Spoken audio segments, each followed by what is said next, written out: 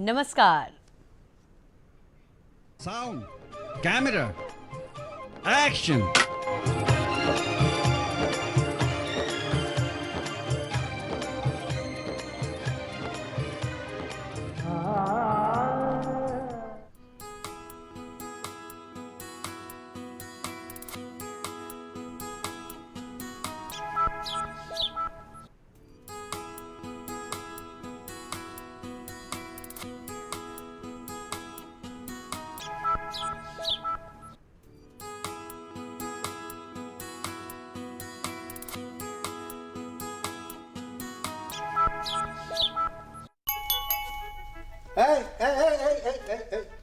दारू वाला मैकेनिक नहीं चाहिए। मेरी बात तो सुनिए आप, मैं दारू नहीं पीता।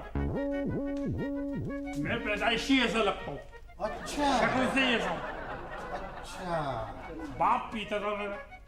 बाप पीता था इतनी? जी, 5 स्टार होटल में वेटर की नौकरी करता था। ओ। जितने गिलासों में पेट बनते थे, हाँ। सारे मिला के खुद पी जाते। अच्छा। अब बाप का असर तो बेटे में आएगा ही साहब। यार लेकिन एक बात बताओ जी। कि तुम्हारा बाप तो 5 स्टार में था। जी। तो तुम यहाँ क्या कर रहे हो? मैं वो अच्छा, तो मैकेनिक हो तो यार यूं बोलो ना। जाओ बाथरूम। अरे कहाँ जा रहे हो? किचन में नहीं, बाथरूम में जाओ। क्यों बाथरूम में क्यों? क्यों, बाथरूम में तो तुम्हारा काम है। यही ना, मैं अपना काम पूरा घर से निपटा के आता हूँ। यार बाथरूम में नहीं जाओगे तो काम सही कैसे करोगे? किसे सही नहीं कर सकते साहब? निकल के कोई चोर घुस गया, 2 मिनट लगेंगे हमको, 2। यार देखो, तुम्हें जिस काम के लिए बुलाया है तुम वही काम करो, यहाँ कोई चोर वोर नहीं है। इसीलिए हम आपसे पूछ रहे हैं कि आपके घर का किचन किधर है? किचन? जी किचन में तुम्हारा क्या काम? तुम्हारा काम तो बाथरूम में है। देखिए साहब, आप क्या खाना क्या बाथरूम में बनता है? क्या बकते हो? तुम्हारे यहाँ बनता होगा, होपलेस कहीं का। ये लीजिए साहब। क्या है? अच्छा, ये खत्म हो गया आपका डेढ़पन। अबे क्या बकता है? मेरा डेट पर नहीं, टेलीफोन का बोल। जी, टेलीफोन का। चलो अब। ये साहब आपको भी बाथरूम में घुसे रहे थे? तुम्हें कैसे मालूम? अरे ये हर आने जाने वाले को बाथरूम में घुसेड़ते हैं। है तो नहीं ना? मैं तो नहीं गया। मैं भी नहीं गया, जाना भी नहीं। वहाँ कोई चक्कर है? अरे बिल्कुल नहीं। बहुत मेहरबानी, शुक्रिया आपका बहुत। चलता हूँ मैं, तुम जाना नहीं है? कार्यक्रम नमस्कार एमपी से जुड़े हुए हैं आप सभी। मैं हूं वृंदा आपके साथ। विश्व रंगमंच दिवस की आप सभी को ढेरों शुभकामनाएं। ये दुनिया एक रंगमंच ही तो है और हम सब अलग अलग तरह के किरदार निभा रहे हैं। निश्चित ही जिंदगी में बहुत सारे किरदार हमें निभाना पड़ते हैं, बस कोशिश यही होना चाहिए कि हर एक किरदार में हम फिट रहें और उस किरदार को बेहद खूबसूरती से हम निभा सकें। एक बार फिर आप सभी को विश्व रंगमंच दिवस की ढेरों शुभकामनाएं, बधाइयाँ। दर्शकों, आप सब समझ ही गए होंगे कि आज का कार्यक्रम बेहद खास है क्योंकि आज विश्व रंगमंच दिवस है और इसके बारे में हम विस्तार से चर्चा करेंगे। क्या है रंगमंच, क्यों ज़रूरी होता है रंगमंच के बारे में इतना करीब से जानना। और आज हमारे साथ में एक ऐसे सिद्ध हस्त कलाकार मौजूद हैं जिन्हें यदि हम रंगमंच का एनसाइक्लोपीडिया कहेंगे तो वो अतिशयोक्ति नहीं होगा। रंगमंच के एक ऐसे गुरु, एक ऐसे कलाकार जिन्होंने हजारों लाखों बच्चों को, हजारों लाखों स्टूडेंट्स को शिक्षित किया। रंगमंच क्या होता है, किस तरह की भाव भंगिमाएं उसमें ज़रूरी होती हैं, किस तरह की तैयारी रंगमंच के लिए होना चाहिए, और ये ज़िंदगी एक रंगमंच है, इस बात को बेहद खूबसूरती से अपने स्टूडेंट्स को, अपने बच्चों को समझाने का पूरा प्रयास किया। एक ऐसी प्रतिभा, एक ऐसी शख्सियत आज हमारे साथ, हमारे इस कार्यक्रम में हमारे साथ में है। हम सभी बड़ा गर्व का अनुभव कर रहे हैं और आइए परिचित कराते हैं हम अपने आज के मेहमान से। हमारे साथ में है श्री आलोक चटर्जी। नमस्कार सर, प्रणाम करती हूँ आपको। और रंगमंच से जुड़ी हुई आज तमाम सारी बातें आपके साथ होंगी। उसके पहले रंगमंच दिवस से आज आपको ढेरों शुभकामनाएं। जी, आपको भी और दूरदर्शन के हमारे दर्शकों को भी बहुत धन्यवाद सर। दर्शकों, हमारे साथ में हमारी एक और बेहद खास मेहमान हमारे स्टूडियोज में आज मौजूद है, उनसे भी आपका परिचय हम करा देते हैं। हमारे साथ में हैं कवि, साहित्यकार, प्रोफेसर डॉक्टर मीनू पांडे नयन। मैडम नमस्कार, स्वागत है नमस्कार, आपका मैम, हमारे इस बहुत-बहुत प्रोग्राम शुक्रिया में। आपका। तो दर्शकों, बिना विलंब किए, बिना किसी भूमिका के आइए सबसे पहले शुरुआत करते हैं हम आलोक चटर्जी सर के साथ में कि कैसे रंगमंच, भोपाल के रंगमंच से हम शुरुआत करेंगे, उसके बाद में हम मध्य प्रदेश की बात करेंगे। सर, सबसे पहले तो जानना चाहेंगे कि ये रंगमंच की जो बात हम करते हैं, आपके मन में कैसे ख्याल आया कि इस क्षेत्र में हमें जाना है? हाँ, ये सवाल बड़ा मौजूद है। होता दरअसल ये कि हम लोग किसी का काम देखते हैं, उससे प्रभावित होते हैं और उस क्षेत्र के किसी आदमी से हमारा परिचय होता है और फिर हमारे मन में भी एक इच्छा होती है कि हम ये काम करें। लेकिन मेरे साथ ऐसा कुछ भी नहीं हुआ। मैं किसी को देख के नाटक में नहीं आया, ना मुझे किसी ने कहा कि नाटक करो। मैं 5 साल का था और दमोह में दुर्गा पूजा में मेरी माँ ने मुझे रविन्द्रनाथ टैगोर की कविता प्रार्थना याद कराई और उसको स्टेज पर बोला कि जाके इसका पाठ करो। तो स्टेज से मेरा पहला परिचय 5 वर्ष की उम्र में हुआ और वो रविन्द्रनाथ टैगोर की कविता के माध्यम से हुआ। और 5 साल की उम्र से मैं रंगमंच में आ गया। फिर मैं रंगमंच में ही हूँ और रंगमंच ने मुझे अपना लिया। मैं कहीं गया नहीं और मुझे कहीं जाने की ज़रूरत भी नहीं महसूस होती। सर, अब एक और प्रश्न जो मुझे लगता है कि बहुत ज़्यादा ज़रूरी है और मेरी तरह पता नहीं कितने सारे लोग आतुर होंगे ये प्रश्न का जवाब जानने के लिए आपसे, कि आपकी यदि हम पारिवारिक पृष्ठभूमि पर यदि नज़र डालते हैं तो कहीं ना कहीं आपकी परवरिश एक बंगाली परिवार में हुई है। जन्म की यदि हम बात करते हैं तो आपने एक बुंदेलखंड के एक ऐसे इलाके में जन्म लिया जहां पर बुंदेली से लोगों का नाता बहुत पक्का है और बुंदेली भाषा वहां पर लोग इस्तेमाल करते हैं। बात करें रंगकर्म की, रंगमंच की बात करें तो उसमें आपने हिंदी थिएटर को अपनाया, हिंदी रंगकर्म में आपका सबसे ज़्यादा फोकस रहा और उसके बाद भी अनेक भाषाओं में आपने अपने नाटक की प्रस्तुतियां दी हैं। तो सर, भाषाओं की यदि हम बात करते हैं तो कहीं आपको कुछ कठिन, कुछ असहज नहीं लगा शुरुआती दौर में?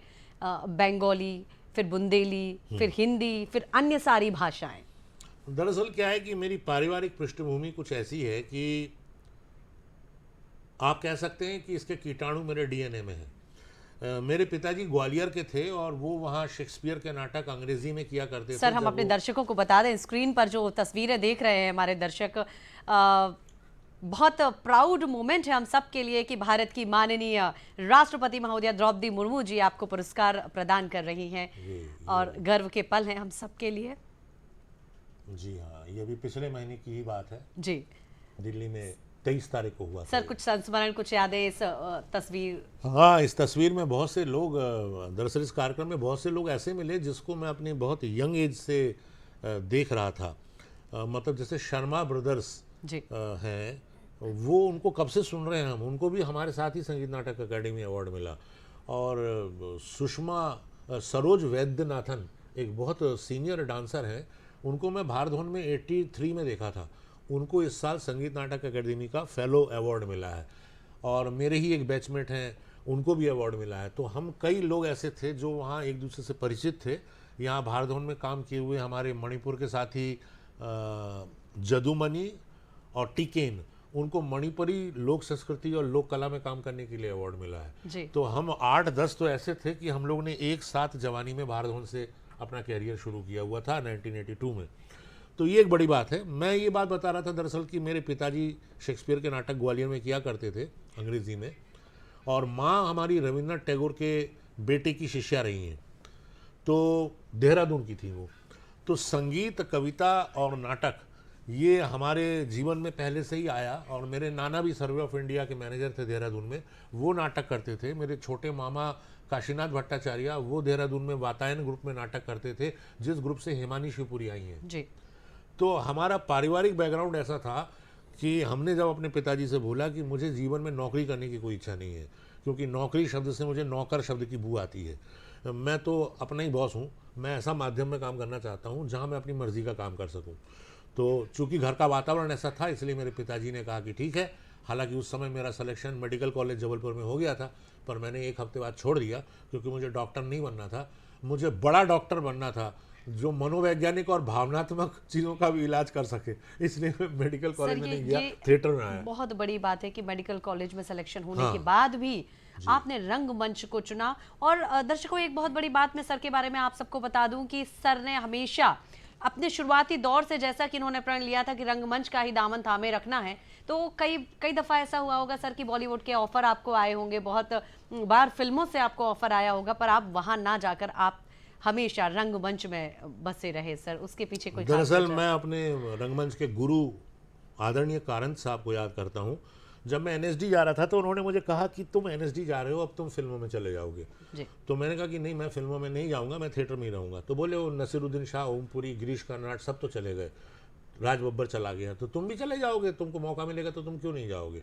तो मैंने कहा नहीं, मैं आपसे वादा करता हूँ कि मैं 25 साल कम से कम एनएसडी के बाद 25 साल थिएटर करूंगा कम से कम, और अगर मेरा पहला स्क्रीन अपीयरेंस आएगा तो उसके बाद ही आएगा। तो मैंने 28वें साल में फिर स्क्रीन में काम करना शुरू किया, जी। वो भी तब जब मेरे पास बॉम्बे जाने की टिकट आ जाती है या यहाँ बॉम्बे वाले आ जाते हैं, मैं कहीं नहीं जाता, ना मैं ऑडिशन देता हूँ। सर ये इस चीज़ को क्या कहें कि वाकई आपने जो ठाना था वही किया, और शुरू से रंग कर्म आपकी रगों में बसा हुआ है। जी, ऐसा कुछ ईश्वर की कृपा है, माता पिता गुरु की कृपा है, और ये काम आसान नहीं है, मुश्किल है। क्योंकि इस भोपाल में रहते हुए मुझे कई बार बहुत आर्थिक अभावों का सामना करना पड़ा, मुझे कई बार भावनात्मक दबावों का सामना करना पड़ा, लेकिन मेरा परिवार चूँकि हमेशा से मेरे साथ जुड़ा रहा, हमेशा से मजबूती से मेरे पीछे खड़ा रहा, इसलिए मैं उन पलों को भी पार कर पाया। और मैंने ये भी देखा कि मुझसे ज़्यादा संघर्ष करने वाले भी रंगमंच की दुनिया में हैं, तो मैं संघर्ष करने से पीछे नहीं हटता, और संघर्ष करने के बाद जो सफलता मिलती है उसका आस्वाद कुछ अलग होता है। जी बिल्कुल सर, बिल्कुल सही है। इसके बाद में कई कलाकारों के साथ में जो सबसे बड़ी समस्या और चुनौती होती है कि अर्थ उपार्जन की यदि हम बात करते हैं तो कहीं ना कहीं हम कहते हैं कि सरस्वती का तो साथ होता है, पर लक्ष्मी की कृपा थोड़ी सी कम रहती है कलाकारों पर। यहाँ पर ये बात पहले थी जी आज से आप 30 साल पहले की बात कहें तो ये बात थी जब हमने थिएटर करना शुरू किया होगा, लेकिन आज की तारीख में केंद्रीय सरकार और राज्य सरकारें रंगमंच को जितनी मदद दे रही हैं, ऐसा अतीत में कभी नहीं था। मेरी जानकारी के हिसाब से लगभग 4000 करोड़ रुपए बजट है केंद्र सरकार का कल्चर के लिए, जी और मध्य प्रदेश सरकार का बजट लगभग 350 करोड़ होगा। ये अपने आप में एक बड़ा बजट है। इसके बाद आपको production grant, salary grant, fellowship, scholarships, कई तरह की चीज़ें आपको मिलती हैं जिसके सहारे आप सरवाइव तो कर सकते हैं। जी हमारे समय में ये भी नहीं था, ये भी नहीं था। जी नाटक करो और घर चले जाओ, मालूम नहीं। लेकिन हमने नाटक करने जब शुरू किया, वो टिकटेड ऑडियंस का दौर था, बिना टिकट के तो हमारे माता पिता भी नहीं आ सकते थे हमारा अभिनय देखने के लिए। जी और आज बड़े दुख के साथ देखता हूँ कि भोपाल में सब फ्री फ्रोकट में हर जगह नाटक दिखाए जा रहे हैं, लोग फ्री में ही नाटक देखना पसंद करते हैं, और टिकट के लिए बोलो तो बोलते हैं यार उस दिन मैं बाहर जा रहा हूँ, मैं बिजी हूँ, मेरे पास टाइम नहीं है। जब तक टिकटेड ऑडियंस भोपाल में डेवलप नहीं होगी, भोपाल में कितना भी थिएटर हो जाए, ये नेशनल लेवल पर खड़ा होना मुश्किल है। वही मैं आपसे पूछना चाह रही थी कि भोपाल के थिएटर की यदि बात करें तो किस तरह से पिछले 20-25 सालों में भोपाल का थिएटर कैसे बदला है, और मध्य प्रदेश में यदि हम बात करते हैं रंगमंच की तो मध्य प्रदेश में रंगमंच की क्या स्थिति है वर्तमान में? दरअसल पहले के मुकाबले में थिएटर का सिनेरियो बहुत जल्दी बदला है, तेज़ी के साथ। 1973-74 में बीवी कारंत साहब हमारे गुरु यहाँ मध्य प्रदेश सरकार के आमंत्रण पे आए थे, और उन्होंने 1 महीने का एक वर्कशॉप किया था, 2 महीने का, जिसमें उन्होंने 5 नाटक किए थे।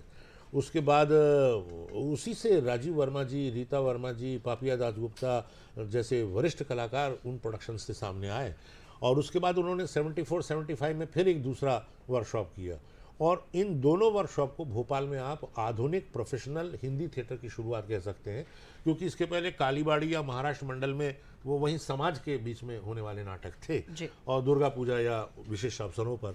लेकिन नाटक में कॉस्ट्यूम डिज़ाइनिंग होती है, नाटक में लाइटिंग होती है, मेकअप होता है, इसका एक प्रोफेशनल कैरियर है। ये सब तो कारंत साहब ने मध्य प्रदेश वालों को सिखाया, और फिर 1980-81 में रंगमंडल बनने की बात यहाँ हुई, भारत भवन बनने की बात हुई, और उसके बाद पूरा सिनेरियो बदला, क्योंकि कारंत जी का आग्रह ये था कि तत्कालीन मुख्यमंत्री को भी टिकट लेके ही प्रवेश मिलता था भारत भवन में। जी सर, ये बहुत बड़ी बात है कि पहले के समय जो डिसिप्लिन, जो अनुशासन था, वो वाकई में काबिले तारीफ है, वो सारी चीजें। बिल्कुल बिल्कुल। और वही यदि हम अभी भी अपनाते हैं तो निश्चित ही जो नज़ारे हैं वो कुछ बदले हुए से नजर हाँ आए। बिल्कुल। आज का जो सिनेरियो है ये बड़ा एक आप कह सकती हैं मिक्स्ड वे सीन है। कुछ लोग हैं पुरानी पीढ़ी के जो अभी भी सीरियसली अपना काम किए जा रहे हैं, कुछ लोग ऐसे हैं जो प्रोफेशनली अपने काम को देखते हैं और वैसा करते हैं, पूरे देश में उनको जाना जाता है। लेकिन अधिकांशतः 70% लोग ऐसे हैं जो सर अनुदान की स्कीम पे फंसे हुए हैं कि कौन से फेस्टिवल में कौन सा अनुदान मिल जाए, कौन सा सरकारी समारोह में कौन सा शो मिल जाए। वो इसलिए ग्रुप बना के थिएटर करते हैं। जी। इसलिए भोपाल में आज 38 ग्रुप ऐसे हैं जो प्रोफेशनली सरकार से सैलरी ग्रांट ले रहे हैं। लेकिन क्या आपको 8 नाटक भी साल भर में ऐसे दिखते हैं जो नेशनल लेवल पर कहे जा सके? और एक साथ एक ग्रुप में 4 ग्रुप के लोग काम कर रहे हैं, इसलिए ग्रुप टूट रहे हैं और ग्रुप के प्रति किसी की निष्ठा नहीं बची। क्योंकि मैं आपके साथ भी काम करता हूं, मैं इनके साथ भी काम करता हूं, और मुझे वो बुलाएंगे तो मैं वहां भी चला जाऊंगा। जी। और पढ़ाई लिखाई, बौद्धिकता, इसका अभाव है।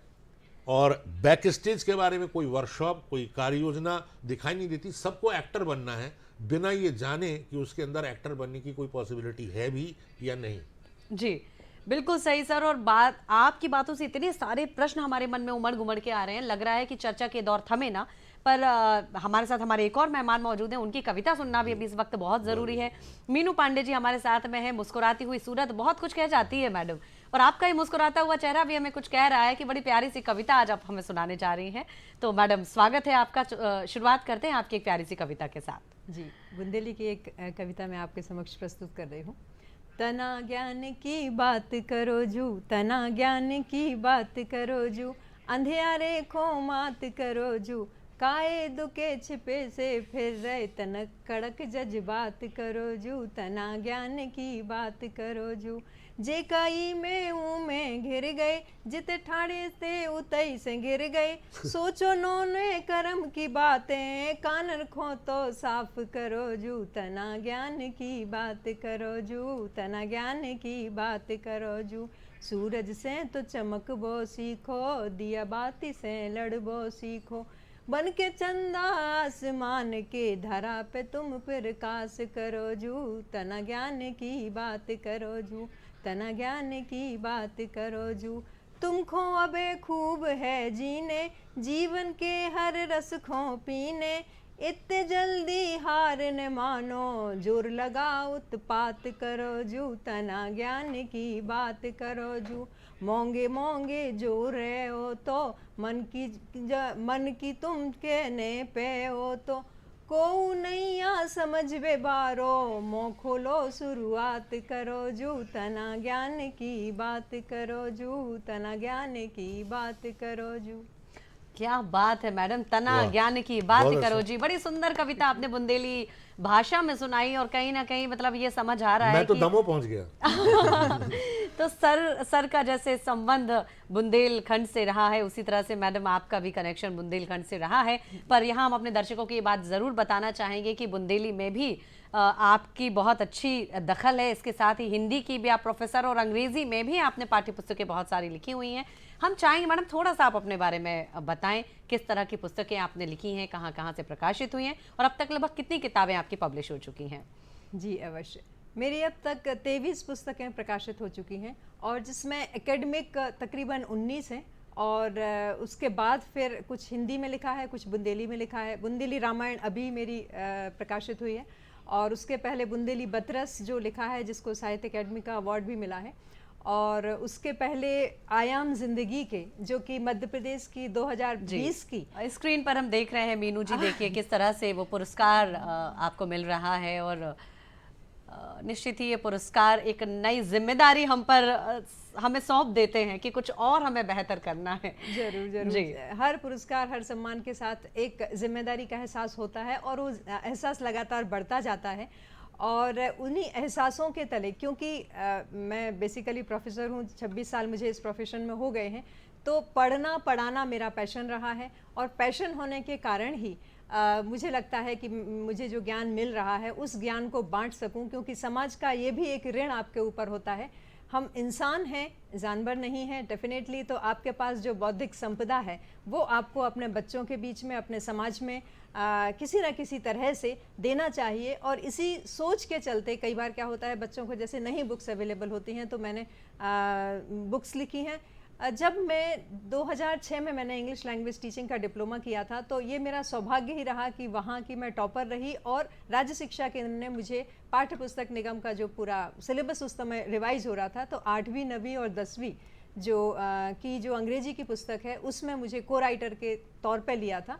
और वहाँ लगातार जो ट्रेनिंग दी गई मॉडरेटिंग के लिए, एडिटिंग के लिए, और जो किस तरह से आपको मटेरियल को ऑर्गेनाइज करना है, तो उन सब से एक इस तरह का जो कॉन्सेप्ट मेरा डेवलप हुआ कि फिर मैं एकेडमिक बुक राइटिंग के क्षेत्र में आगे बढ़ती गई। और रोमानिया से मेरी बुक्स प्रकाशित हुई हैं, जापान से भी प्रकाशित हुई हैं लैम्बर्ट पब्लिकेशन से। बाकी ऑल ओवर इंडिया सारे इंजीनियरिंग, मैक्सिमम इंजीनियरिंग कॉलेजेस में मेरी बुक्स जो है वो चलती हैं। कम्युनिकेशन स्किल्स, सॉफ्ट स्किल्स पर, पर्सनालिटी डेवलपमेंट पर, रिसर्च मेथोडोलॉजी पर, लाइब्रेरी साइंस पर अलग अलग तरह की जो बुक्स हैं वो प्रकाशित हुई हैं। और साहित्य में मेरा रुझान बचपन से ही, क्योंकि घर का माहौल ऐसा रहा है कि थोड़ा हम यूं ही मतलब चाचा के साथ में, पापा के साथ में, हमारे भाई बहन के साथ में तुकबंदियां करते रहते थे। और उन तुकबंदियों, जुगलबंदियों के कारण थोड़ी थोड़ी सी कविताएं जो लिखने की आदत पड़ गई, जो उस समय जब मैं कॉलेज में थी कुछ कविताएं लिखी थी, लेकिन फिर पारिवारिक जिम्मेदारियों के चलते थोड़ा सा उससे डिस्टेंस हो गई थी। लेकिन फिर से अब मैं उस क्षेत्र में आई हूँ, क्योंकि लिखना, लिखाना, भावनाओं को एक नई तरह से प्रदर्शित करना, और क्योंकि आपकी भावनाएं समय के साथ साथ बदलती जाती हैं, तो उनको आप यदि समय से लिपिबद्ध कर सकें तो ये बहुत अच्छा होता है। तो इस तरह से कुछ सामाजिक चेतना की हैं, कुछ मोटिवेशनल हैं, कुछ अलग अलग तरह की रचनाएं मैं लिखती रहती हूँ। मीनू जी, 2020 की यदि हम बात करते हैं तो एक किताब आई थी आपके द्वारा लिखित, आयाम जिंदगी के। जी। ये किताब ने बड़ी पॉपुलर हुई है, बड़ी चर्चा हुई इस किताब के बारे में। जानना चाहेंगे कि क्या है उस किताब में? आयाम जिंदगी के मध्य प्रदेश की 2020 की जो 21 चर्चित पुस्तकों की हर साल जो लिस्ट निकलती है उसमें 11वें स्थान पर रही है। और ये क्योंकि आज रंगमंच दिवस भी है, और सर ने जैसे भी कहा कि हम विविध किरदार को अपनी ज़िंदगी में जीते हैं, और वो किरदार हम जब बचपन में जब पैदा होते हैं वहीं से आपका वो रंगमंच, एक जीवन का रंगमंच जो है वो शुरू हो जाता है विविध किरदारों के साथ में। तो उन्हीं विविध किरदारों को, जैसे कि आप बच्चे हैं, आप बड़े हो रहे हैं, आप किसी की बेटी हैं, फिर उसके बाद में धीरे धीरे आप घर के जो भी सदस्य आपके कांटेक्ट में आते हैं उनसे आप कुछ ना कुछ सीखते जाते हैं, उनसे कुछ ना कुछ आपका भावनात्मक अटैचमेंट होता जाता है। वो बातें कहीं ना कहीं आपके पर्सनालिटी को प्रभावित करती जाती हैं, कहीं ना कहीं आपके जो मन में, दिमाग में बैठती जाती हैं। तो वो सारी स्मृतियों का एक पिटारा है कि किस तरह से एक बच्चा बड़ा होते होते, और जब मैं दादा दादी के सानिध्य में थी वहाँ से लेके अब जबकि मेरे बच्चे भी बड़े हो गए हैं और हम भी दादा दादी बनने की स्टेज में आ गए हैं, तो वो सारे रिश्तों को एक बहुत खूबसूरती के ढंग से मैंने पिरोने की कोशिश की है। क्योंकि भारतीय संस्कृति में ही हमें ये विविधताएं देखने को मिलती हैं। बाहर तो हमारे पास में uncle aunty, brother in law, sister in law, इनके अलावा कोई रिश्ते होते ही नहीं हैं। लेकिन भारत में इतना समृद्ध देश है तो ढेर सारे रिश्ते हैं। उन सारे रिश्तों को मैंने बखूबी अपने मनोभावों को उसमें लिपिबद्ध करने की कोशिश की है, और शायद यही कारण है कि सभी लोगों को पसंद आया। बिखरी हुई बातों को संजोने की, समेटने की कोशिश की है आपने उस किताब में। बहुत अच्छी बात है मैडम, चर्चा के दौर को आगे बढ़ाएंगे। उसके पहले हमारे साथ में हमने आपको बताया था कि आलोक चटर्जी सर हैं, और सर का ही एक बहुत सुंदर सा नाटक हमारे पास में है, तो आइए देखते हैं वो नाटक। Sound, camera, action.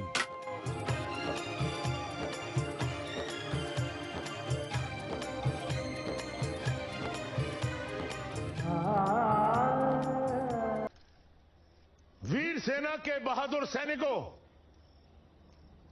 यदि आप किसी मेढक को खौलते हुए पानी की कड़ाही में डालेंगे तो मेढक क्या करेगा? वो कड़ाही से बाहर कूदने की कोशिश करेगा। लेकिन यदि मेढक को नॉर्मल टेम्परेचर के पानी की कड़ाही में डालकर धीरे धीरे तापमान बढ़ाएं तो क्या होगा? मेढक बाहर नहीं कूदेगा।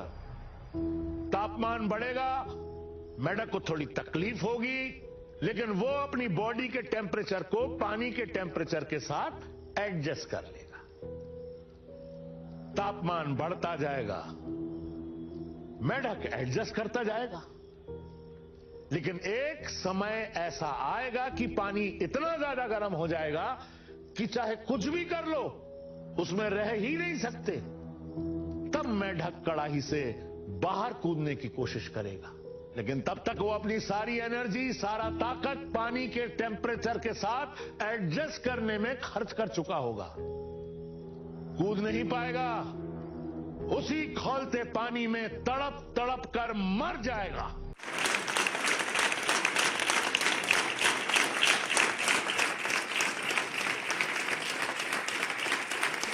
Sound, camera, action.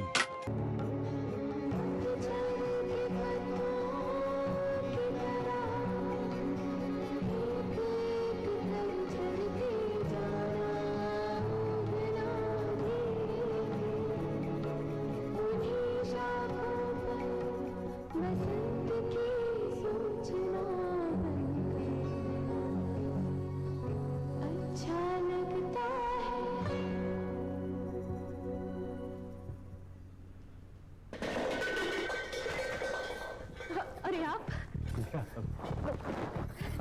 क्या हो रहा था? कुछ नहीं। वो कि मदन चला गया दिल्ली। मेरा भी मन नहीं लग रहा था काम में उस बात पे। बहुत अच्छा किया आपने।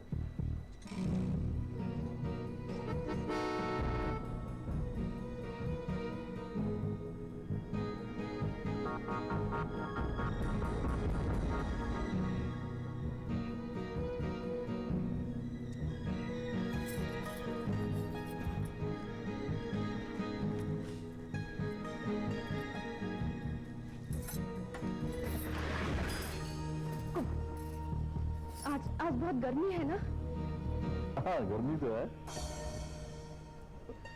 मैं समझी थी कि प्रकाश का Sound, camera, action.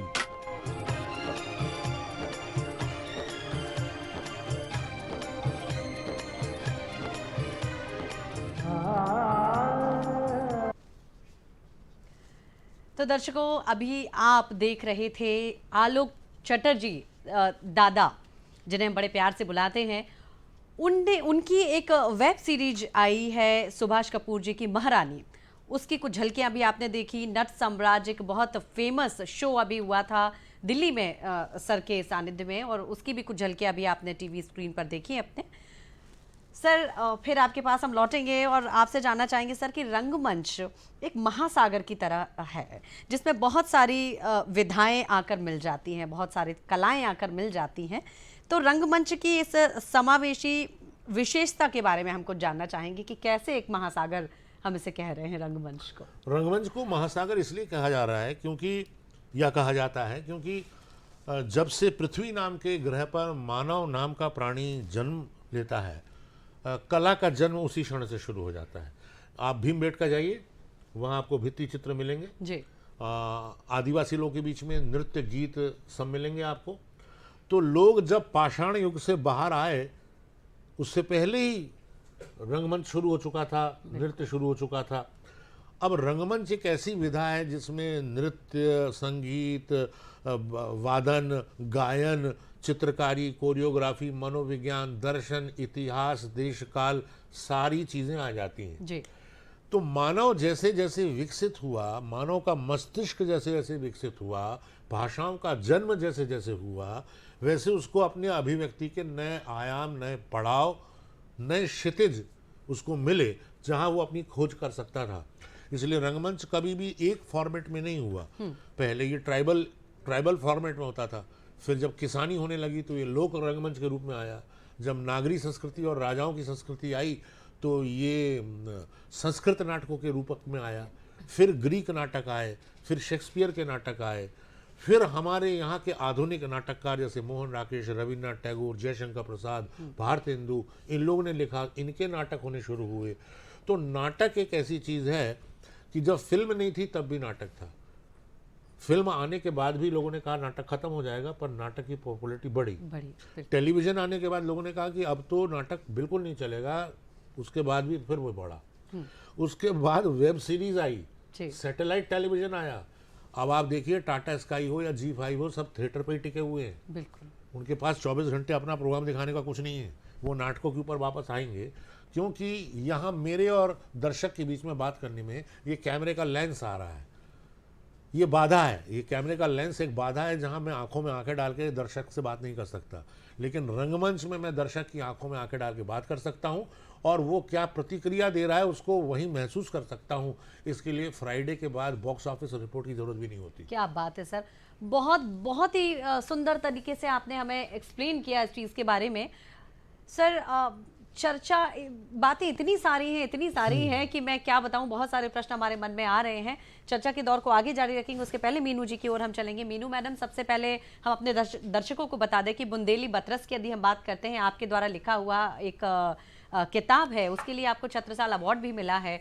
तो मैडम उसके बारे में कुछ हम जानना चाहेंगे कि किस तरह की किताब है, किस तरह की रचनाएं हैं इसमें, और फिर एक प्यारी सी कविता आपकी ओर से। जी, बुंदेली बतरस, जैसे कि हम देखते हैं कि साहित्य में 9 रस होते हैं और 10वां जो रस है डेफिनेटली बातों का रस होता है। तो उसी कॉन्सेप्ट पर ये लिखी गई है कि बुंदेलखंड की सारी जो संस्कृति को समाहित करने का प्रयास किया है, वहाँ के जो प्रसिद्ध व्यंजन हैं, त्योहार हैं, उनको भी इसमें इंक्लूड करने की कोशिश की गई है। और मानव जीवन के विविध जो भी रूप हैं, स्वरूप हैं, पशु पक्षी, किसान, सभी के ऊपर, समसामयिक विषयों पर भी, नारी सशक्तिकरण के ऊपर भी बहुत सारी चीज़ों को इंक्लूड करके इस बुक में लिया गया है। इस बुक की जो विषय वस्तु वही है कि बुंदेलखंड में जो प्रचलित चीज़ों को सामने मतलब हमारे जो इसके रीडर्स हैं उनके समक्ष लाया जा सके। तो ये क्योंकि हमारी मातृभाषा जो है, बुंदेलखंड में मैं पैदा हुई हूँ, रची बसी हूँ, तो बुंदेली नस नस में बसती है। तो उस बुंदेली मिट्टी का प्यार ही मुझे ये खींच लाया है कि इंग्लिश में लिख चुकी, हिंदी में लिख चुकी, तो बुंदेली के लिए भी मेरा कुछ कर्तव्य बनता है, तो मैंने बुंदेली में लिखा है। जी जी, एक रचना जो मैं आप सभी के समक्ष प्रस्तुत कर रही हूँ, हिंदी की ही रचना है। क्योंकि अभी मैंने आपसे कहा आयन जिंदगी के बारे में हम बात कर रहे थे, तो एक पिता के ऊपर एक रचना मैं प्रस्तुत करना चाहूँगी। दिल में रखते हैं नेह, और ये मेरे पिता नहीं, हर पिता की यही तस्वीर है। दिल में रखते हैं नेह मगर कहने में हिचकिताते हैं, एक विशाल अडिग वट वृक्ष सा अपने परिवार से रिश्ता निभाते हैं। वो जीवन का संबल है, वो जीवन का संबल है, सुरक्षा है, मल्टी विटामिन है। जब भी श्रेय लेने की बात आती है तो मुकर जाते हैं। दिल में रखते हैं नेह मगर कहने से हिचकिचाते हैं। पालन है, पोषण है, अनगिनत अरमानों का रक्षा कवच है जो बांधे अनुशासन में पर खुला आसमान देने से ना सकुचाते हैं। दिल में रखते हैं नेह मगर कहने में हिचकिचाते हैं। पुराने कपड़ों को सिलकर फिर ब्रांडेड कपड़ों पर दिखा गुस्सा। बढ़ती महंगाई और भविष्य में फिजूल खर्ची पर चिंता जताते हैं। दिल में रखते हैं नेह मगर कहने से हिचकिचाते हैं। हमारी हर जायज नाजायज मांग हरदम पूरी करते हैं वो। गर्मी भले पंखा बिना बीते, रास्ता पैदल चलकर, पर हमारे लिए हमेशा पैसा बचाते हैं। कल के किस्से बीते पल के किस्से गर्वित होकर सुनाते हैं। पल पल की कीमत, रिश्तों, स्वास्थ्य और बचत की अहमियत समझाते हैं। दिल में रखते हैं नेह मगर कहने से हिचकिचाते हैं। घर का गौरव, संकट मोचन और घाम में साये से पिता, तूफानों से लड़ना, सही का साथ और स्वयं में विश्वास रखना सिखाते हैं। दिल में रखते हैं नेह मगर कहने से हिचकिचाते हैं। फलते हैं फूलते हैं हम उनकी सीख और आशीष से ही, फिर क्यों उनको वक्त ज़रूरत पर हम उन्हें सहज में ही बिसराते हैं। दिल में रखते हैं नेह मगर कहने से हिचकिचाते हैं। संस्कार, सदाचार, संयम और त्याग की पाठशाला है वो। पिता में ये सभी गुण हम स्वयं पिता बनने पर ही क्यों नजर आते हैं। दिल में रखते हैं नेह मगर कहने से हिचकिचाते हैं। एक विशाल अडिग वट वृक्ष सा अपने परिवार से रिश्ता निभाते हैं। क्या बात है मीनू जी, बहुत सुंदर बातें आपने कही ये कविता के माध्यम से। कविता को एक शब्द में यदि हम कहें तो कविता को जज्बात यदि हम कहें तो वो मुझे नहीं लगता कि कुछ गलत होगा। अपने जज्बातों को कविता के माध्यम से हमने बड़ी खूबसूरती से ये भी बड़ी अच्छी बात है कि ये किसी भी पिता के लिए उतना ही मौजूद है। बिल्कुल, क्योंकि मैं एक पिता हूं तो मैं बहुत अच्छे से इसको रिलेट कर पा रहा था। जी बिल्कुल सही बात है। मीनू जी, आप हमारे स्टूडियोज में आई, इतनी प्यारी आपने कविताएं हमें सुनाई और इतनी अच्छी बातें आपने हमारे साथ में साझा की, तो आपके लिए बहुत धन्यवाद। अपना समय हमारे लिए देने के लिए बहुत धन्यवाद। बहुत बहुत शुक्रिया आपका। कार्यक्रम नमस्कार एमपी से जुड़े हुए हैं आप सभी, और आज हमारे साथ में मीनू पांडे जी थी, अभी उनसे हमने बातचीत की, उनकी कविताएं सुनी। आलोक चटर्जी सर आज हमारे साथ में हैं, जिन्हें हमने पहले भी कहा था कि रंगमंच का एनसाइक्लोपीडिया यदि हम उन्हें कहते हैं, रंगमंच का अपने आप में एक पूरा ग्रंथ उन्हें हम कहते हैं तो अतिशयोक्ति नहीं होगी। बातों के चर्चा के दौर को आगे जारी रखेंगे, उसके पहले आइए हमारे पास आपके लिए कुछ है, तो आइए मिलकर देखते हैं।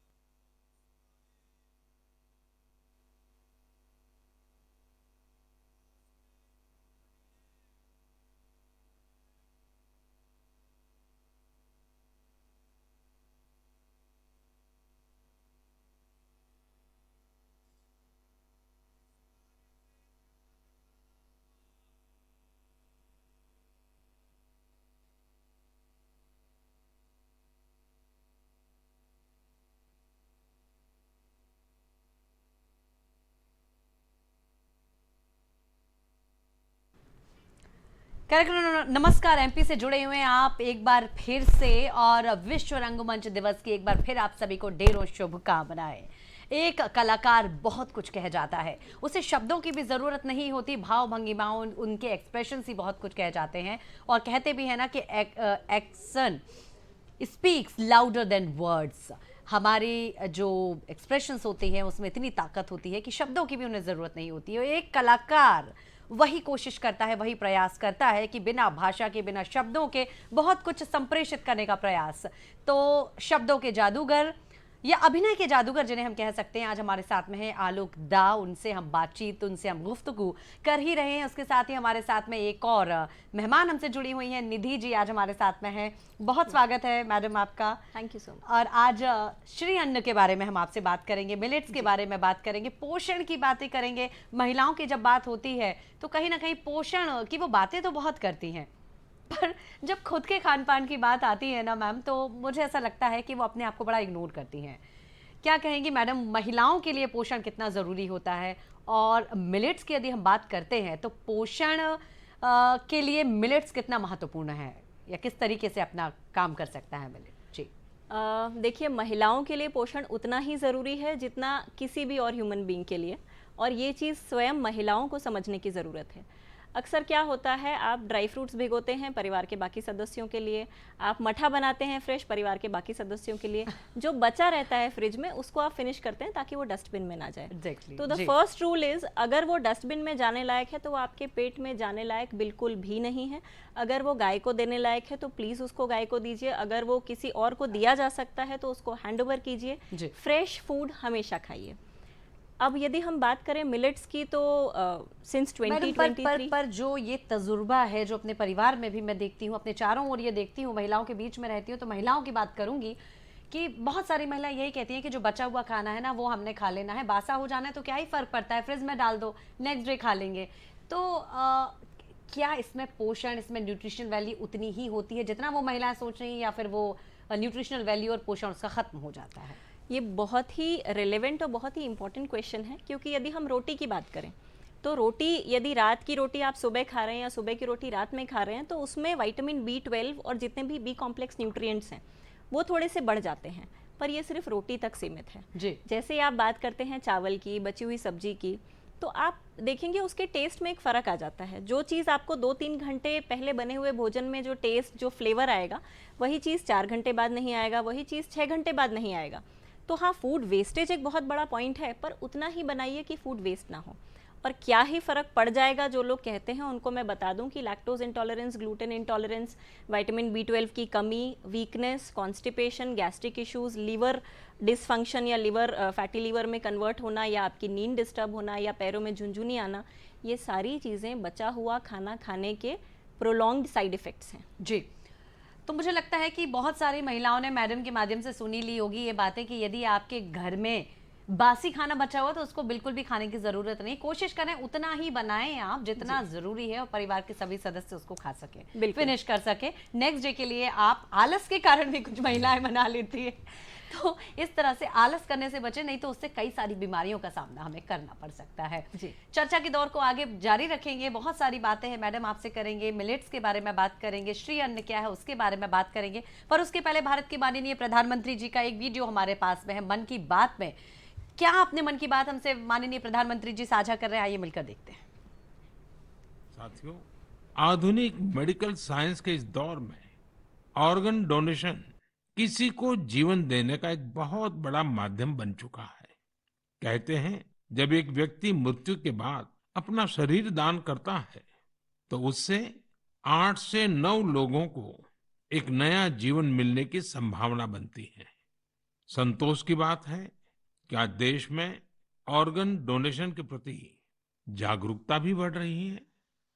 साल 2013 में हमारे देश में ऑर्गन डोनेशन के 5000 से भी कम केसेस थे, लेकिन 2022 में ये संख्या बढ़कर 15,000 से ज्यादा हो गई है। ऑर्गन डोनेशन करने वाले व्यक्तियों ने, उनके परिवार ने वाकई बहुत पुण्य का काम किया है। साथियों, ऑर्गन डोनेशन के लिए सबसे बड़ा जज्बा यही होता है कि जाते जाते भी किसी का भला हो जाए, किसी का जीवन बच जाए। जो लोग ऑर्गन डोनेशन का इंतजार करते हैं वो जानते हैं कि इंतजार का एक एक पल गुजरना कितना मुश्किल होता है, और ऐसे में जब कोई अंगदान या देहदान करने वाला मिल जाता है तो उसमें ईश्वर का स्वरूप ही नजर आता है। झारखंड की रहने वाली स्नेहलता चौधरी जी भी ऐसी ही थी, जिन्होंने ईश्वर बनकर दूसरों को जिंदगी दी। 63 वर्ष की स्नेहलता चौधरी जी अपना हार्ट, किडनी और लीवर दान करके गई। साथियों, 39 दिन की अबाबत कौर हो या 63 वर्ष की स्नेहलता चौधरी, इनके जैसे दानवीर हमें जीवन का महत्व समझाकर जाते हैं। हमारे देश में आज बड़ी संख्या में ऐसे जरूरतमंद है जो स्वस्थ जीवन की आशा में किसी ऑर्गन डोनेट करने वाले का इंतजार कर रहे हैं। मुझे संतोष है कि अंगदान को आसान बनाने और प्रोत्साहित करने के लिए पूरे देश में एक जैसी पॉलिसी पर भी काम हो रहा है। इस दिशा में राज्यों की डोमिसाइल की शर्त को हटाने का निर्णय भी लिया गया है, यानी अब देश के किसी भी राज्य में जाकर मरीज ऑर्गन प्राप्त करने के लिए रजिस्टर करवा पाएगा। सरकार ने ऑर्गन डोनेशन के लिए 65 वर्ष से कम आयु की आयु सीमा को भी खत्म करने का फैसला लिया है। इन प्रयासों के बीच मेरा देशवासियों से आग्रह है कि ऑर्गन डोनर ज्यादा से ज्यादा संख्या में आगे आए। आपका एक फैसला कई लोगों की जिंदगी बचा सकता है, जिंदगी बना सकता है। की मृत्यु हो जाती है, उस व्यक्ति के परिवारजनों के चेहरे पर एक नई चमक हम ला सकते हैं, एक नई रोशनी हम ला सकते हैं। और निश्चित ही ये सारी चीज़ें, छोटी छोटी बातें हमारी ज़िंदगी में बेहद महत्वपूर्ण होती, खुशियाँ देती हैं हमें। हमारी ज़िंदगी सिर्फ हमारी नहीं है, ये सार्थक और उपयोगी तभी बनती है जब हम दूसरे व्यक्ति के लिए कुछ करते हैं। तो आप भी ये प्रण लें, ये कोशिश करें कि अपनी मृत्यु के उपरांत अंगदान ज़रूर करेंगे। कार्यक्रम नमस्कार एमपी से जुड़े हुए हैं आप सभी। हम आपको बता दें, याद दिला दें कि हमारा ये programme live phone in programme होता है। दर्शक अपने ये जो विषय है उनसे संबंधित प्रश्न हमसे कर सकते हैं। हमारे जो विषय विशेषज्ञ हमारे मेहमान हमारे साथ में हैं, उनसे भी विषय से संबंधित प्रश्न कर सकते हैं। विश्व रंगमंच दिवस है और रंगमंच के एक दिग्गज कलाकार, एक गुरु हमारे साथ में हैं, आलोक चटर्जी, उनसे आज हम बातचीत कर रहे हैं। इसके साथ ही निधि जी हमारे साथ में है, डाइटिशियन है। पोषण के बारे में बात कर रहे हैं तो पोषण हर एक व्यक्ति की जिंदगी में बेहद महत्वपूर्ण होता है निधि जी, चाहे वो बच्चे हों, चाहे वो बड़े हों, चाहे वो बुजुर्ग हों, महिला हो, पुरुष हो, हर व्यक्ति के लिए बहुत जरूरी होता है पोषण। जी। चर्चा करेंगे मिलेट्स के बारे में आपसे, उसके पहले आलोक जी से हम बात करेंगे। सर, रंगमंच की जब हम बात करते हैं तो बहुत सारी वर्कशॉप आयोजित होती हैं, उसमें प्रशिक्षण दिया जाता है अभिनय का। बैक स्टेज की बात कोई नहीं करता सर, बैक स्टेज के प्रशिक्षण की भी बात नहीं कोई करता है। तो हम जानना चाहेंगे सर, यदि हम बैक स्टेज की बात करते हैं तो किस तरह की तैयारियां होना चाहिए, या एक जो कलाकार है अभिनय में उतरने की पूर्व उसकी तैयारी किस तरह की होना चाहिए? दरअसल दो तरह की बातें हैं। एक तो एक अच्छा अभिनेता वो होता है जिसको बैक स्टेज के काम की अच्छी खासी तमीज़ और अनुभव होता है जी।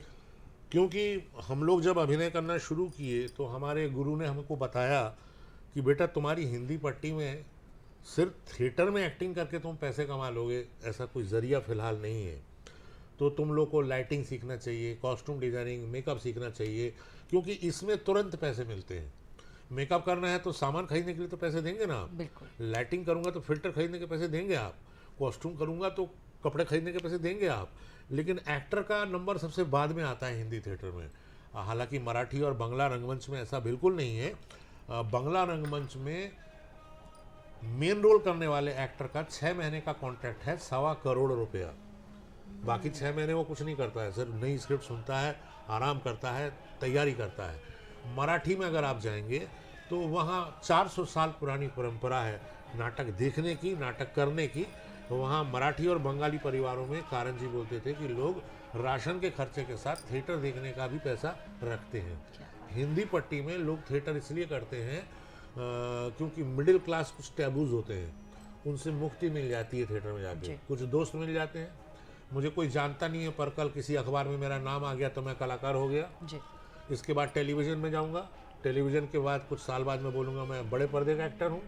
बड़े पर्दे पर कुछ साल काम अगर मिल गया तो ठीक है, नहीं तो मैं बोलूँगा मैं हॉलीवुड से ज़्यादा डिसिप्लिन तो कहीं है नहीं, मैं हॉलीवुड जाऊँगा। तो ये हॉलीवुड, कॉलीवुड, टॉलीवुड, बॉलीवुड, इन सब ने लोगों का दिमाग ख़राब कर रखा है। अच्छा काम तो हर जगह अच्छा है। सिनेमा में भी क्या नसरुद्दीन शाह, ओमपुरी, राज बब्बर, नवाजुद्दीन सिद्दीकी, इरफान खान, इनके योगदान को आप कम करके नकारेंगे क्या? बिल्कुल नहीं। जबकि ये सारे थिएटर के लोग हैं। शाहरुख खान थिएटर का आदमी है, अमिताभ बच्चन थिएटर के आदमी है, ये सब थिएटर करके ही आए हैं। वो थिएटर ने ही इनको वो कॉन्फिडेंस दिया है। तो बैक स्टेज में पहले तो भोपाल में बहुत वर्कशॉप्स होती थी, कॉस्ट्यूम डिज़ाइन, थिएटर का इतिहास, लाइटिंग, मेकअप, कॉस्ट्यूम डिज़ाइनिंग। लेकिन अब मैं पाता हूँ कि मैंने शुरुआत में ही बातचीत में कहा था, हर आदमी को इंटरेस्ट है अपना चेहरा चमकाने की। हर आदमी को लगता है मैं एक्टर बन सकता हूँ क्योंकि मेरे पड़ोस वाला लड़का एक्टर है या मेरी सहेली एक्टिंग करती है तो मैं भी कर सकती हूँ। जबकि एक परिवार में हो सकता है कि आपके पिताजी को अभिनय के बारे में कुछ ना पता हो और आप बड़े एक्टर हो, और हो सकता है कि आपके पिताजी को अभिनय के बारे में बहुत कुछ पता है लेकिन आप अभिनय के बारे में कुछ नहीं जानते। बिल्कुल सर। ये सब इंडिविजुअल स्किल है, प्रतिभा है, उसका विकास है। मैं बार बार कहता हूँ कि भोपाल में बैक स्टेज के ऊपर बड़े वर्कशॉप्स होने चाहिए और वो सरकार कर सकती है। क्योंकि अगर लाइटिंग का वर्कशॉप करना है तो लाइट इक्विपमेंट के साथ आपको उसकी वर्कशॉप चाहिए। मेकअप चाहिए तो मेकअप का मटेरियल बहुत महंगा है, आप महिलाएं आप जानती होंगी, इतना सस्ता नहीं है। तो उसके ऊपर वर्कशॉप करने से क्या होता है, एक आदमी चीज़ों को समग्रता में समझता है। दूसरा, जैसे मैंने बाद में ग्रुप खोला नाटक करने के लिए, मुझे कभी set design, light design, makeup, costume design, इनके लिए एक्सपर्ट्स बुलाने की ज़रूरत नहीं पड़ी। मैं नाट्य विद्यालय का डायरेक्टर रहा तब भी नहीं पड़ी, क्योंकि मैं अपने नाटक का पोस्टर तक डिज़ाइन कर सकता हूँ, म्यूजिक भी कर सकता हूँ। सिर्फ एक्टिंग करना ही पर्पस नहीं है। थिएटर एक समग्रता में चीज़ों को देखते हैं। ये वैसा है जैसे जब हम कहते हैं परिवार, परिवार का मतलब मैं नहीं होता, परिवार का मतलब हम सब होता है। तो रंगमंच हम सब से चलता है, हम सब का है और हम सबके लिए है। जी बिल्कुल सर। और अभी हमने बैक स्टेज के बारे में बात करी। निधि जी, एक और प्रश्न हम सर से करें और उसके बाद में आपकी ओर हम रुख करेंगे।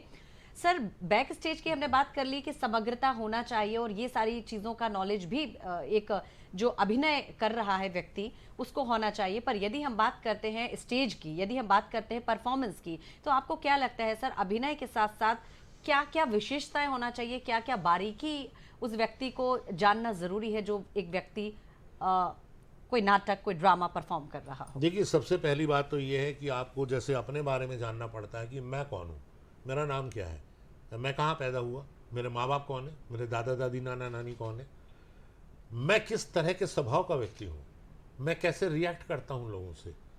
ऐसा ही कैरेक्टर को एक जिंदा आदमी की तरह ट्रीट करना पड़ता है जी।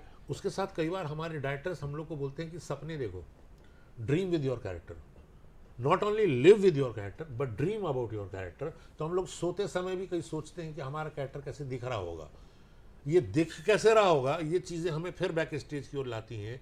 क्योंकि मैं एक एक्टर हूँ, मुझे स्पीच बोलना है तो मुझे मालूम होना चाहिए कि लाइट कैसे लेते हैं। मैं अगर स्टेज पे मूछें लगाए हूँ तो मुझे पता चलना चाहिए कि मेरे किस तरह का मूवमेंट चेहरे को डिस्ट्रैक्ट कर सकता है या सुंदर बना सकता है। मैं अगर कॉस्ट्यूम में शेक्सपियर के प्ले में एक लंबा गाउन और क्लोक पहने हूँ तो मुझे मालूम होना चाहिए कि सीढ़ी चढ़ते समय उसको मैं कैसे हैंडल करूँगा। बैक स्टेज को जाने बगैर अगर आप धोती पहनना ही नहीं जानते तो आप कालिदास के नाटक में क्या करेंगे? जी, तो ये अपने आप में पूरे जीवन को समझने की चीज़ है। ये वैसे ही है जैसे सांदीपनी आश्रम में कृष्ण जी गए थे और उन्हें सारी कलाएं 64 कलाएं सीखी थी जी। तो उसमें तो फूलों का हार बनाना भी है ना। बिल्कुल। तो ऐसे ही रंगमंच में एक डायरेक्टर को, एक एक्टर को समग्रता में चीज़ों को जानना पड़ता है। और सबसे बड़ी बात यह है, जो रचना आप कर रहे हैं आज की तारीख में उसका रिलेवेंस क्या है, वो क्यों कर रहे हैं आप, 2023 में उसकी ज़रूरत क्या है। जी। हम भले ही बात इतिहास की कहें, हम भले ही बात किसी सांस्कृतिक खंड की कहें, लेकिन आज के समाज से, आज के व्यक्ति से उसका सीधा लेना देना है या नहीं जी। ये बात आपको ले जाएगी फिलोसफी और साइकोलॉजी की ओर। तो without psychology study, without philosophy study और लिटरेचर, पोइट्री और म्यूजिक के बिना थिएटर में कोई काम नहीं है भैया, उसके अलावा दूसरा काम कर सकते हैं। जी, यानी सारी चीजों का समावेश यहाँ पर जरूरी हो जाता है। बिल्कुल, क्योंकि भाषा का ज्ञान होना चाहिए। मैं अपनी बात संगीत यही होना एंड कर रहा चाहिए। हूँ इस आपके कहने से ही कि जी। भरत मुनि ने नाट्यशास्त्र में लिखा है कि जब नाट्यशास्त्र को ब्रह्मा जी ने दिया भरत मुनि को कि इसको करो, तो वो देवताओं के पास गए तो देवताओं के छक्के छूट गए। उन्होंने कहा हम नहीं कर सकते क्योंकि इसमें तो बड़े बुरे बुरे चरित्र भी हैं और हम तो देवता हैं, हमारा काम तो अच्छे काम करना है। तो असुरों के पास गए तो असुरों ने कहा कि हमारा काम तो बुरा ही बुरा करना है, पर तुम्हारे पास तो रामचंद्र जी और कृष्ण जी जैसे चरित्र भी हैं जो अच्छे चरित्र हैं, तो हम तो इनको नहीं कर पाएंगे। तब ब्रह्मा जी ने कहा ना देवता कर पाएगा ना राक्षस कर पाएगा, इसको मानव ही कर पाएगा क्योंकि उसके पास 9 रस हैं। वो 9 रस से ही एक नई सृष्टि रचेगा। इसलिए स्टेज पर 2 दरवाजे होते हैं संस्कृत में, एक होता है एक्टर ने जन्म लिया चरित्र के रूप में और दूसरा होता है एग्जिट का, वो चरित्र मर गया, निकल गया इस दुनिया से। तो ये अवतार की अवधारणा है जो 11वीं शताब्दी में शंकराचार्य ने दी थी, परकाया प्रवेश जी। उसमें आता है। तो अब मैं कितनी फैला के बताऊं, आप अपनी बात पे आ जाइए। बहुत महत्वपूर्ण बातें बड़े सुंदर ढंग से सर ने आपने हमें बताई। निधि जी, आपसे हम बात करेंगे श्री अन्न की बारे में। आजकल बहुत बातें हो रही हैं, भारत के माननीय प्रधानमंत्री जी ने एक नया शब्द दिया है, श्री अन्न। तो क्या है श्री अन्न, उसके बारे में सबसे पहले जान लेते हैं। उसके बारे में मिलेट्स की क्या उपयोगिता है हमारी जिंदगी में, उसके बारे में बात करें। देखिए, ये दोनों ही चीज़ें, इनकी जो जनरल अंडरस्टैंडिंग है उस पर हम बात करते हैं। ऐसे अनाज या ऐसे खाने के पदार्थ जिसमें केमिकल्स, पेस्टिसाइड्स की ज़रूरत नहीं पड़ती, बहुत ज़्यादा पानी या वाटर सप्लाई हो इसकी भी ज़रूरत नहीं पड़ती, आंधी पानी तूफ़ान इस तरह की चीज़ों में वो ख़राब नहीं होते और उसका कल्टीवेशन बहुत अच्छे से होता है, इसीलिए इसमें एंटीऑक्सीडेंट प्रॉपर्टी ज़्यादा रहती है। ये सारी प्रॉपर्टीज़ श्री अन्न और मिलेट्स की कंबाइंड प्रॉपर्टीज़ हैं। थोड़ा सा ये भी जान लेते हैं कि श्री अन्न में कौन कौन से अन्न आते हैं। मैं इंग्लिश हिंदी दोनों बिल्कुल बताती जाऊँ, ठीक है। पर्ल मिलेट है जिसको हम बाजरा कहते हैं, सोरघम है जिसको हम ज्वार कहते हैं, कोदो मिलेट इस कोदो हिंदी में, इसके अलावा कुटकी है, समा के चावल हैं, काकुन करके एक रहता है। इसके अलावा होते हैं स्यूडो अन्न या स्यूडो मिलेट्स, इसमें आता है आपका एमरैंथ यानी कि राजगीरा और दूसरा है कुटकी, ठीक है। तो ये स्यूडो इसमें आते हैं क्योंकि ये सारी उसी कंडीशंस में नहीं उगते हैं लेकिन इसकी न्यूट्रिटिव वैल्यू लगभग सेम रहती है। ये इसीलिए भी इम्पॉर्टेंट है सबसे ज़्यादा क्योंकि इसमें एंटी कैंसरस प्रॉपर्टीज़ पाई जाती हैं। तो इसीलिए इसको इतना इम्पोर्टेंस दिया जा रहा है कि भाई अगर आप ऐसी चीज़ें खा रहे हैं जो आपको बड़ी बड़ी बीमारियों से बचा रहा है, तो ये आपके हेल्थ केयर एक्सपेंडिचर को भी बचा रहा है, तो ये ऑटोमेटिकली मतलब पूजनीय ही हो गया ना कि आप ऐसी चीज़ें खा रहे हैं जिससे आप अपने आप को प्रिवेंट भी कर रहे हैं, हेल्दी भी रख रहे हैं और एक्सपेंडिचर भी कम है। बिल्कुल सही कहा मैडम आपने। और कहीं ना कहीं निधि जी मुझे लगता है कि ये जो चीज़ें हैं पेस्टिसाइड रहित हैं, और ये श्री अन्न की जब हम बात करते हैं, उसका जब हम जिक्र करते हैं, तो ये हमें जड़ों की ओर वापस ले जा रहा है, हमारी संस्कृति से जोड़ने का भी ये प्रयास है कहीं ना कहीं। क्योंकि पहले की यदि हम बात करते हैं तो वहाँ पे हमारे जो पूर्वज हैं, हमारे जो एंसेस्टर्स हैं, फोर फादर्स हैं, और हमारे घरों में ही हम बात कर लें तो ये कोदो, कुटकी, ज्वार, बाजरा, इन सब के जो मोटे अनाज कहते हैं उनकी रोटियां खाई जाती थी, और बड़े रोटेशन में इन फसलों का अन्न का हम उपयोग करते थे और स्वस्थ रहते थे, स्वस्थ जीवन शैली कहीं ना कहीं अपनाकर। मैडम क्या कहेंगे पोषण की यदि हम बात करते हैं तो पोषण और श्री अन्न में क्या रिलेशन है? डायरेक्ट कोरिलेशन है बिल्कुल, क्योंकि न्यूट्रिटिव वैल्यू उस चीज़ की ज़्यादा है।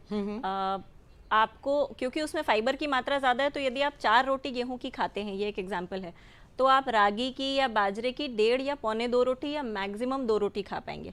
ऑटोमेटिकली आपका फूड इंटेक कम हुआ, ठीक है। इसमें फाइबर की मात्रा ज़्यादा है तो ज़्यादा देर तक आपका पेट भरा रहेगा। इसके अलावा इसमें एंटीऑक्सीडेंट्स की मात्रा बहुत अच्छी है। अब यदि हम एंटीऑक्सीडेंट्स की बात करते हैं, मतलब हर तरह की बीमारी से जूझने की जो आपकी कैपेसिटी है उसको ये 3 गुना 4 गुना बढ़ा देता है जी। और ये नेचुरली ऑर्गेनिक है। हमको महंगी ऑर्गेनिक चीज़ें खरीदने के बदले यदि हम सिर्फ मिलेट्स की तरफ जाते हैं तो वो सेफ है। बहुत धन्यवाद मैडम, इतनी सारी बातें, इतनी महत्वपूर्ण बातें हमारे साथ में साझा करने के लिए। और कहीं ना कहीं पेट की भी बहुत सारी बीमारियों से बच सकते हैं हम श्री अन्न को अपनाकर। तो स्वस्थ रहें, स्वस्थ जीवन शैली को अपनाइए, स्वस्थ जिंदगी पाइए। आज डॉक्टर निधि जी हमारे साथ में थी, उन्होंने बहुत महत्वपूर्ण बातें हमारे साथ में साझा की हैं श्री अन्न और मिलेट्स के बारे में। आज हमारे साथ में रंग कर्म के बारे में हमने बात की है, विश्व रंगमंच दिवस है। श्री आलोक चटर्जी सर हमारे साथ में थे। आप दोनों मेहमानों का बहुत धन्यवाद हमारे स्टूडियोज में जुड़ने और हमसे बातचीत करने के लिए। तो कार्यक्रम नमस्कार एमपी में आज इतना ही। अगले सेगमेंट में जल्द होगी आपसे मुलाकात, तब तक के लिए हम सबको दीजिएगा इजाजत। नमस्कार।